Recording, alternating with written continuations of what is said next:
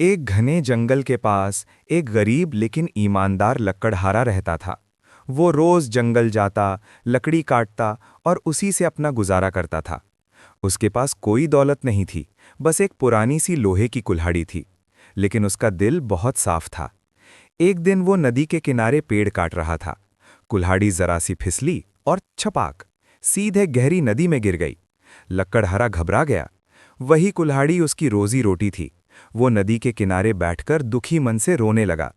तभी अचानक नदी से एक तेज रोशनी निकली और पानी के अंदर से एक दिव्य पुरुष प्रकट हुए। वो थे नदी के देवता। देवता ने पूछा, वत्स, तुम क्यों रो रहे हो?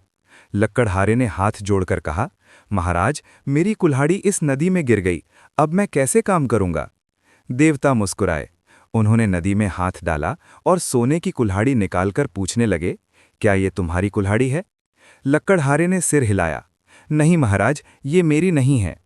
फिर देवता ने चांदी की कुल्हाड़ी निकाली, क्या ये तुम्हारी है? लकड़हारा बोला, नहीं महाराज, मेरी कुल्हाड़ी तो साधारण लोहे की थी। अंत में देवता ने नदी से उसकी पुरानी लोहे की कुल्हाड़ी निकाली। लकड़हारे की आंखों में खुशी आ गई। वो बोला, हाँ महाराज, यही मेरी कुल्हाड़ी है। लकड़हारे की ईमानदारी देखकर देवता बहुत प्रसन्न हुए।